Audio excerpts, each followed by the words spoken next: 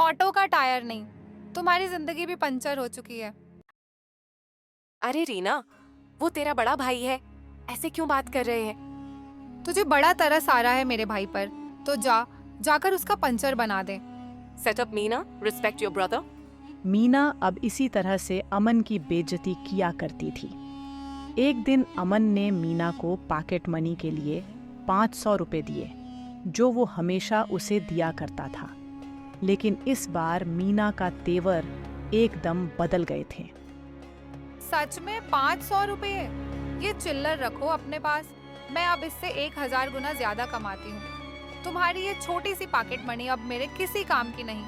ऐसे तो मेरा रोज का खर्च भी पूरा ना हो। मैं मानता हूँ कि ये पॉकेट मनी ज्यादा नहीं है, पर ये मैं तुझे हमेशा से देते आया हूँ ना, इसलिए दे रहा हूँ। इसको मेरा आशीर्वाद और प्यार समझ के रख ले बहना।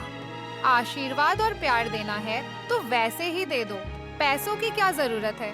और अगर आपको लगता है कि पैसों से आशीर्वाद दिया जाता है तो सुन लीजिए, उससे कहीं ज्यादा आशीर्वाद मैं आपको दे सकती हूँ। बताओ चाहिए क्या?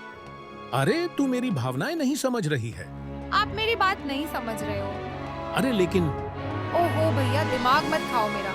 आपके पास बहुत फालतू वक्त होगा, लेकिन मेरे पास नहीं है। मुझे ऑफिस का काम करना है, समझे? जाओ यहाँ से अब, ठीक है? अमन ने वो 500 का नोट वापस अपनी जेब में रखा और आंखों में नमी लेकर वहां से चला गया। अगले दिन उनके घर उनके एक दूर के चाचा आए, जिनका नाम मदन था। अरे कैसे हो मेरे बच्चों? मैंने सुना मीना की जॉब लग गई। जी मदन चाचा, मेरी जॉब लग गई है। अब मैं भैया से कहीं ज्यादा अमीर हो गई हूँ।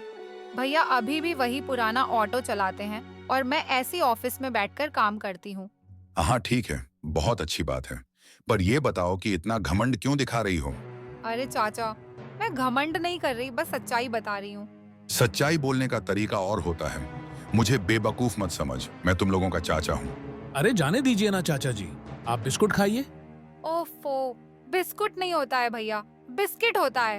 अनपढ़ के अनपढ़ ही रहोगे आप हमेशा, बस। बहुत हुआ। तू जो इसका इतना मजाक बना रही है ना, तुझे पता भी है कि वो अनपढ़ क्यों है, क्यों ऑटो चलाकर गुजारा कर रहा है?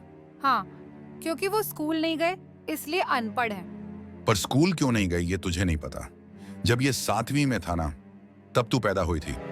समझी, उसके कुछ ही समय के बाद तेरे माँ बाप की एक एक्सीडेंट में मौत हो गई।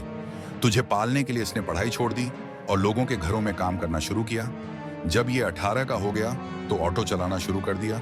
ये बचपन से तुझे खिला रहा है, पढ़ा रहा है, जरूरत की हर चीज दिला रहा है, और तू कहती है कि ये अनपढ़ है, ऑटो चलाता है। मीना ये सब सुनकर हैरान थी, क्योंकि उसे ये सब कुछ नहीं पता था। वो इन बातों का कोई जवाब नहीं दे पाई और ना ही अमन से नजर ही मिला पाई, क्योंकि वो बहुत ज्यादा गिल्टी फील कर रही थी। अरे अरे जाने दीजिए ना चाचा जी, आप ये सब पुरानी बातें क्यों कर रहे हैं? अरे तुझे इसकी बातों से कोई फर्क नहीं पड़ता होगा, पर मुझे तो पड़ रहा है ना भाई। मैंने अपनी आंखों से देखा है कि तूने कितनी मेहनत की है, और उसके बाद भी ये तेरे खिलाफ ऐसे जहर उगल रही है। बताओ, मैं ये बर्दाश्त नहीं कर सकता।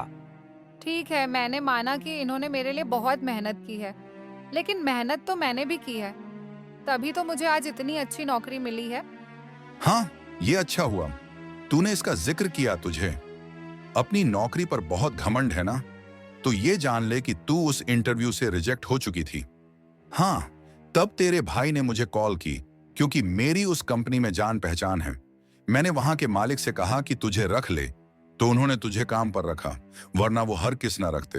अरे झूठ लग रहा है तो अपने बॉस से फोन करके पूछ ले। मीना अपने बॉस को फोन लगाती है तो पता चलता है कि यह बात सच है। ये सब जानकर मीना पूरी तरह से टूट जाती है। मुझे माफ कर दो भैया, मैंने आपका बहुत अपमान किया है। मैंने ना उम्र की लाज रखी, ना रिश्ते की। मुझे माफ कर दो भैया। कोई बात नहीं मेरी बहन, तू रो मत। तुझे अपनी गलती का एहसास हो गया है तो मेरे लिए इतना ही काफी है।